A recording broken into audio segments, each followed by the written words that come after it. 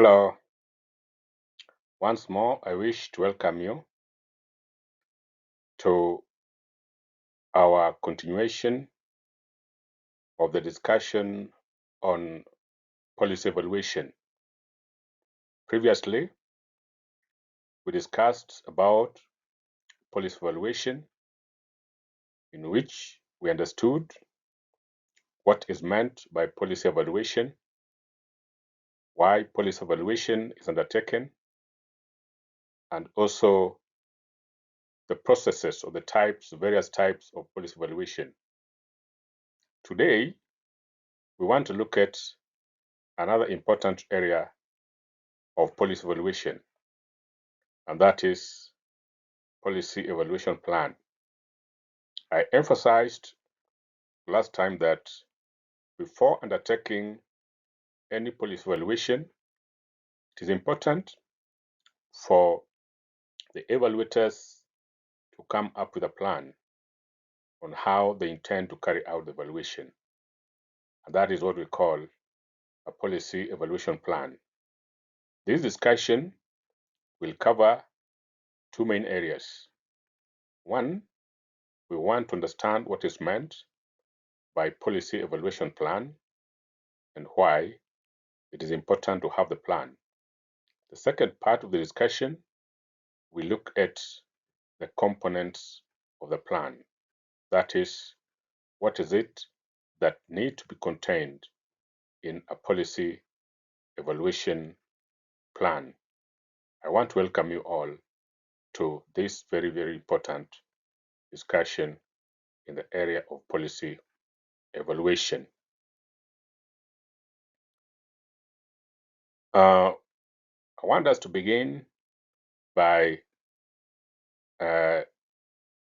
looking at what is meant by an evaluation plan. An evaluation plan is a document that outlines the steps and actions that are required to accomplish the evaluation of the policy. That is a document that policy evaluators normally develop for purposes of carrying out the policy. This plan identifies the objectives of the evaluation, the activities to be undertaken during evaluation, and also the methodology to be used when carrying out the evaluation. The plan also clarifies the stakeholders to be engaged during evaluation, the modalities to be used in the evaluation, and the mechanisms that the evaluators are going to employ to mobilize the stakeholders. Lastly, it is also important for the plan to outline the type of evaluation to be undertaken. Remember again, when we were looking at policy evaluation, the introductory area, I indicated that there are three types of policy evaluation, namely process evaluation, outcome evaluation, and cost benefit evaluation. It is important at the onset for the evaluators to indicate which type of evaluation they are going to undertake, whether it is all the types of evaluation to be undertaken or some, and this should be accompanied with sufficient justifications. Normally, different organizations or different consultants or evaluators may develop different policy evaluation plans, but the standard practice is that a standard policy evaluation plan should have certain components, and these are the goals and objectives of the evaluation methods, the roles and responsibilities of evaluators, the implementation schedule, resource resources that are required to undertake the evaluation, as well as stakeholder mobilization strategies to be employed during evaluation.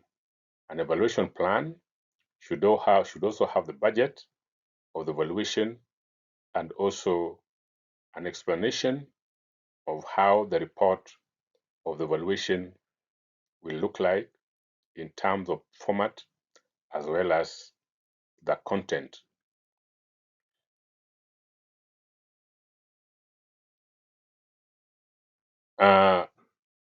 Let's now start by looking at some of the components of a standard policy evaluation. One of them is objectives. Objectives, as we know, are the specific issues that policy evaluation intends to achieve, and these objectives should be clear and precise. The following are some of the objectives that a policy evaluation plan might have. These are just for purposes of examples and demonstrations on how the objectives in a policy evaluation plan may look like. One of the possible objectives might be to examine the processes and activities undertaken in pursuit of the policy objectives and goals. That is, we know that when the objectives of a policy are developed and the goals, the implementation of the policy proposes certain processes and activities to be undertaken towards achieving those particular goals and objectives of the policy. Therefore, an evaluation might want to understand what the processes were and how the activities were carried out. Again, another possible objective might be to document and describe the types of resources that have been deployed in the implementation of the social policy. Again, when we're looking at policy implementation, we indicated that there are certain resources that are required to implement the policy. These resources could be financial, they could be human resources, that is human skills and others. Some could also be physical resources, such as machines, furniture, office space, among others. Other resources might even be in terms of goodwill that policy implementers get from decision makers, the politicians, parliament, judiciary, the executive, and other stakeholders. That can also be a resource. So sometimes the aim of a policy evaluation might seek to understand what were the resources that were used in the implementation of the social policy. That understanding is important so that an organization that is implementing the policy is made aware of the usefulness of the resources that are being used so that it can give it understanding whether there is need to reduce or increase a given type of resources that are essential in the implementation of the policy. Another possible objective might be to examine changes that members of the community were experiencing as a result of policy intervention. Indeed, we know that the primary purpose for which a social policy is developed is to address a need or a social problem that exists in society. And one way of understanding whether or not a policy is succeeding in addressing the problem for which it was set out to address is by looking at the kind of change it has brought in the lives of members of the community. Change here, I want to emphasize, might be positive or negative because certain policies, other than addressing what it was intended to address, it might also result in certain outcomes that were completely not anticipated and which might be not desirable to the community. But all the same, it is important to document them so that if changes that emerge are not good for the community, then again, interventions or mitigative measures can be developed to lessen them so that they do not adversely affect or undermine the primary objective or goal of the policy. The other possible uh, objective might be to analyze some of the obstacles and risks being faced in the implementation of the policy. Again, I noted when we were looking at policy implementation that a policy might have certain risks that might hamper its implementations. Policy evaluation might also seek to understand what these obstacles and risks are, how do they manifest themselves, the magnitude of the risks, are they risks that can totally undermine the implementation of the policy, or are they risks that can be ignored? So it is important to document them for purposes not only of understanding what they are, but also for coming up with measures to lessen their effect on the overall success of the policy. Lastly, a possible objective of policy evaluation might be to propose approaches and strategies that can be used to enhance smooth implementation of the policy. Indeed, certain evaluations are done at midterm, that is, before the end of the implementation period of the policy. So if a policy is done midway, along which the policy is still under implementation, it might provide feedback in terms of what is working and what is not working. And then, based on what is working, proposals can be made to enhance it so that it works even better. And that which is not working, again, proposals can be made to see how well it can be improved so that it can help in the overall performance of the policy. The other important issue that is normally contained in a policy evaluation plan is on the data required or the information that evaluators will seek for and for which they will rely on to enable them now understand how a policy has performed.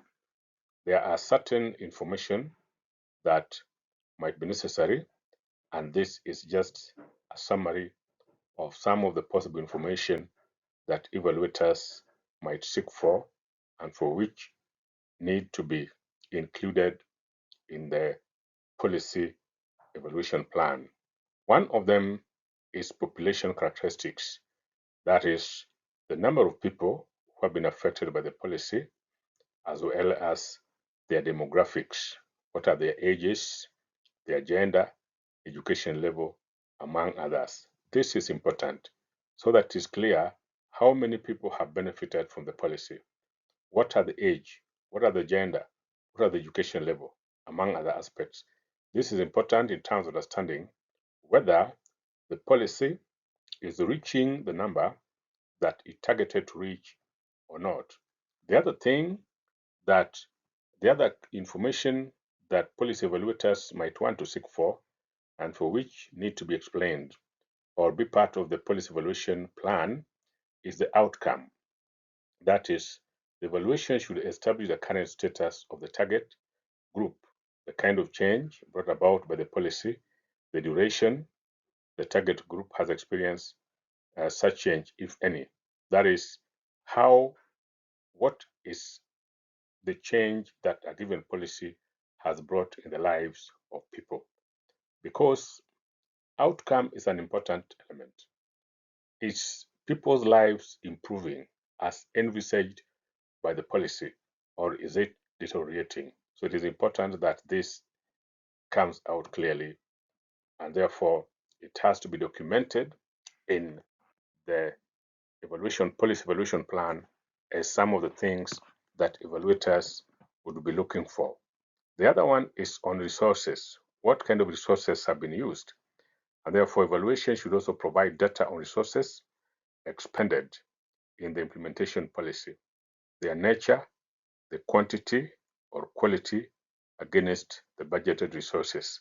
How much money was used? What were the machines? What were the physical facilities that were used? How much in terms of human skills was required? How many people were employed specifically to address the policy?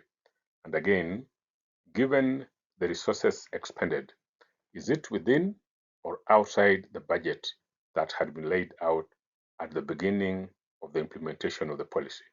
That is also very necessary so that from time to time, resources might be increased, it might be reduced, it might be modified, it might be sharpened, depending on the needs of a given policy.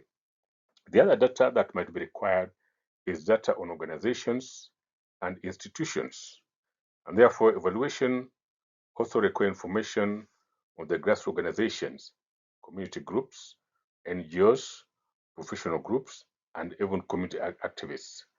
These institutions and organizations are important because their ideas and opinions and even their interventions need to be interpreted in terms of whether they're complementing the effort of the policy or they're challenging the policy. It is important so that strategies are then made.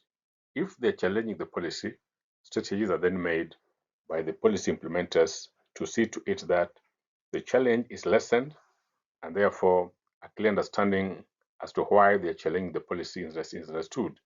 That becomes important. The other data that might be required is data on risks and obstacles. I stated earlier that policy implementation might be developed, might face certain risks and obstacles, and therefore it is important that data on the risks and obstacles that are being faced by the policy is also documented. Having such data is useful in terms of coming up with measures to mitigate these risks and obstacles so that they do not, in a big way, hamper the overall implementation and successful outcome of the policy. Another important information that must be contained in the policy evaluation plan is the stakeholders that need to be engaged. And I want to emphasize here that stakeholders to a policy can be several. We can have stakeholders in terms of those with felt needs, that is, the beneficiaries of the policy. So we need a clear understanding of who the beneficiaries of the policy are, need to come out. The other one are the possible change agents, right? Change agents are also important. Therefore, there is need also for policy evaluators to try to come up with a list of the possible change agents on the ground, both in terms of individuals and in terms of organizations. That is, the people who are also making effort to address the very, very issues that the policy is trying to address. Because whether it is a direct effort or indirect effort, it is quite important so that efforts can then be made to understand what they think about the policy, what they think or they feel needs to be improved, or the kind of reforms that are required in the policy to make them more effective. So change agents is important, and therefore it is part of the target group that policy evaluators would wish to engage so that it broadens the understanding about the performance of policy. The other group that evaluators need to point out in their policy evaluation plan are the elected and appointed officials. These are government officials. Some are elected like members of parliament, members of county assembly, and others, yet some are appointed. county commissioners and others, ministers and others. They can be of much help. And it is important to understand their views and perspectives about the policy because their contribution can help in terms of enhancing the performance of the policy. They can also stand on the way of the policy and thus become a huge obstacle to the implementation and overall success of the policy. So their views and opinion about the policy need to be sought, and that is why they become part of the groups that are targeted for purposes of data collection. The other group is individual who are influential in the society. This could be local professionals, religious leaders, retired civil servants, youth leaders, community activists, among others. These people are important, and that's why they become target groups. They become target groups because it is believed that they are fairly intelligent, they have integrity, and some of them might also have the goodwill in terms of what they think is the best way to make a given society prosper. And therefore, it is also important to bring them on board as part of the people that policy evaluators engage in terms of enabling them to understand how a policy is performing. The other lot that also needs to be engaged are people whose jobs or lives could be affected directly or indirectly by the policy. One other important area or one other important thing that's also necessary is the evaluation methods. Again, a policy evaluation plan must have an evaluation method. What kind of methods are they going to employ? Various methods can be employed, including review and analysis of existing literature, listening sessions, and public forums can also be a method of seeking people's views about the policy. Again, interviews and focus group discussions can also be held. Observations, which is direct, and this one can be useful in terms of observing physical things that exist in the society, and also surveys in form of a questionnaire can also be issued and then used to collect data.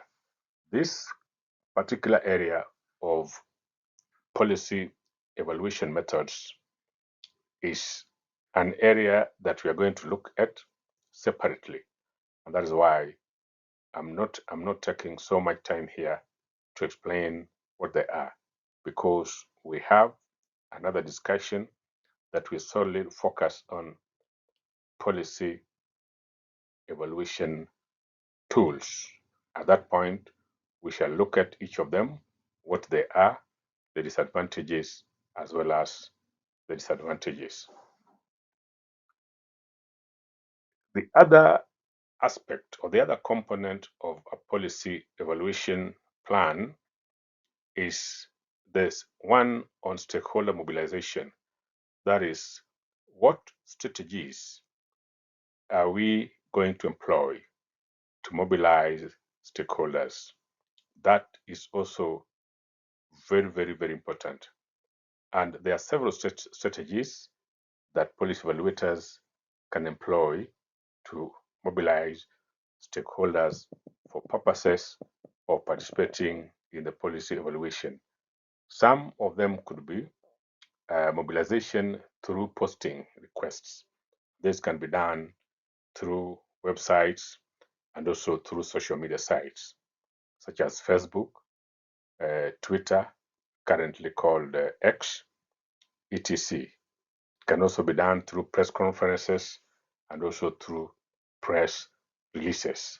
Another method that can be employed is direct appeal to existing community groups such as religious groups, community-based organizations, labor unions, NGOs, consortiums, among others.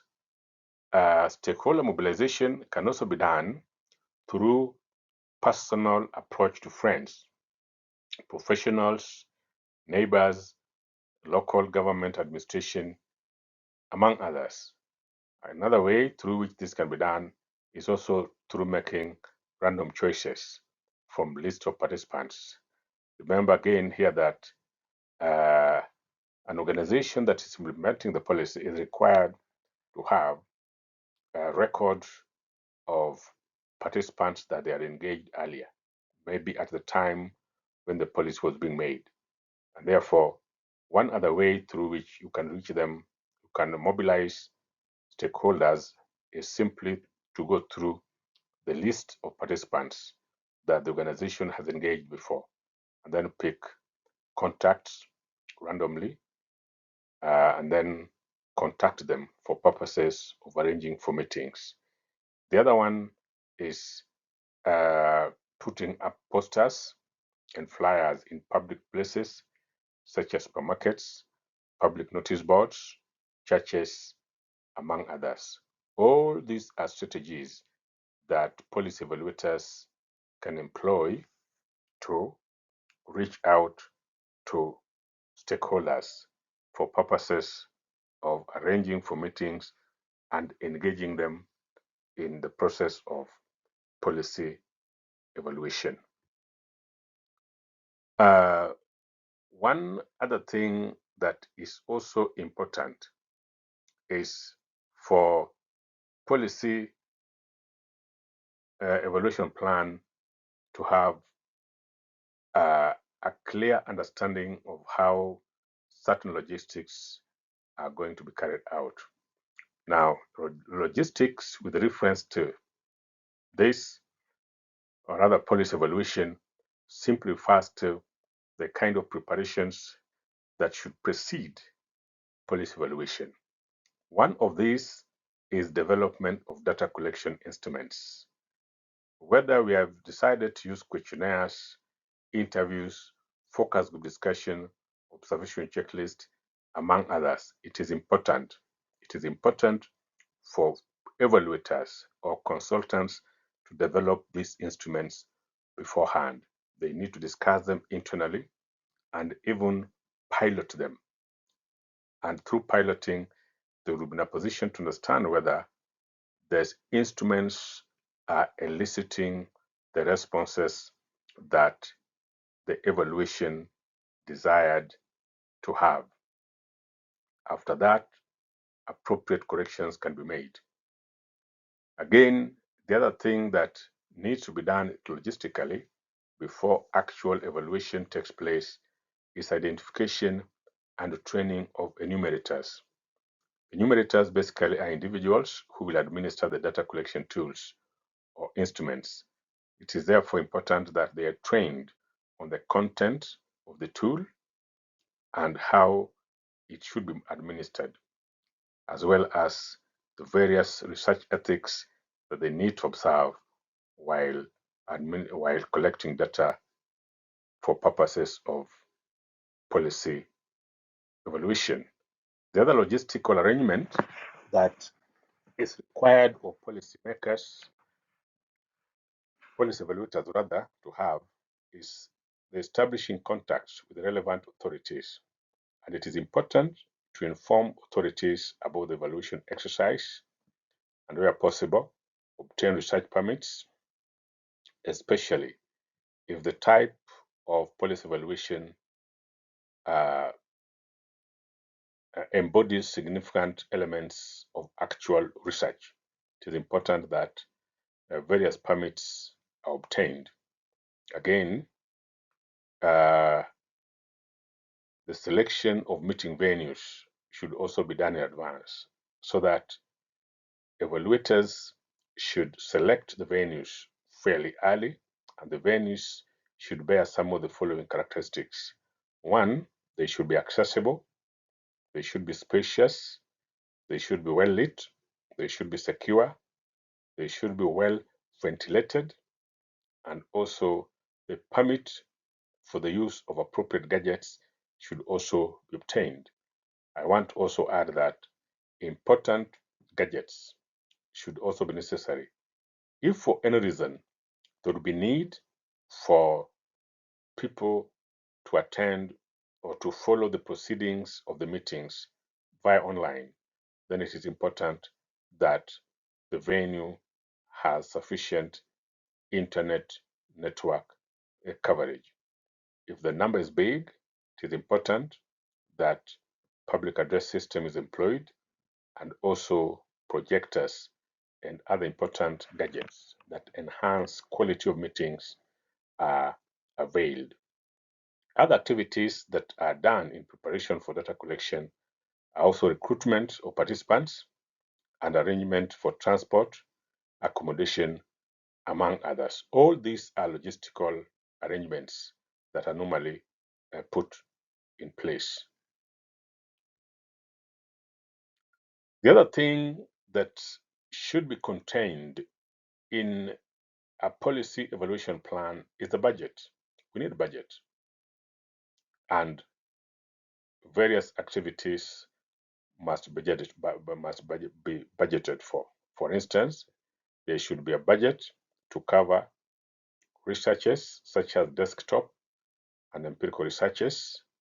They also need a budget for meetings, both in the office for various preparatory work and also actual field work. There's need for a budget to cover logistical costs such as vehicle hire, meeting venues, transport for participants to and from meeting venues. You also need budget to cover meals, refreshments during meetings and fieldwork, and also other things that might go with meals. They should also budget for provision for stationery, photocopying work, typing, and even publication where necessary. The other thing that a budget is necessary for is for professional fees, especially where an external consultant has been hired to undertake the research. A budget might also be necessary for research permit and also permit from Data Protection Authority. All these are areas that budgets are necessary. Again, depending on where that evaluation should be done, there could be additional costs depending on the complexity of the community that is being community of the beneficiaries. There are, for instance, certain areas where that face security challenges, and if that's the case, then there might be need for budgets for provision of armed escort for consultants, among other things. The last component of a policy evaluation plan is the one on evaluation report. And a report has some of the following areas: executive summary, introduction and justification, methodology, results and key findings, recommendations, references, and appendices. Executive summary is normally a summary of the entire report, and this one should be between 1 to 2 pages. Someone who might not have time to read the entire report at once simply need to go through the executive summary. Then from there, he can have an entire picture of what the report is. We have an area called introduction justification, and here a background of the evaluation is provided and also explanation for the rationale for the evaluation is also given here. There's another section that deals with methodology. Here, the methods that were used in gathering information and data and why they were chosen instead of others is explained at that stage. That is, their stability is explained under methodology. Then under the results and key findings is where the results of the evaluation is given, which can be presented in terms of descriptive statistics, graphs, percentages, among others, or in a narrative form. In very complex evaluation work, such data might also be reported in inferential statistics. However, most of the evaluations of policies, largely narrative and descriptive statistics, are employed. On recommendation, the evaluators are required to present what they are proposing as the most appropriate interventions or approaches to address the obstacles and risks that they identified, or what they think needs to be done to improve the policy, or lessons that are learned for future policy development or for better implementation of future policies. Then we have a section on references where a list of all the documents that were reviewed and analyzed are listed. Lastly, we have a section on appendix, and here the list of items that give credence to the evaluation was done is placed here. They include sample of research instruments, research permits, consent, list of participants, among others. Thank you so much for listening to me.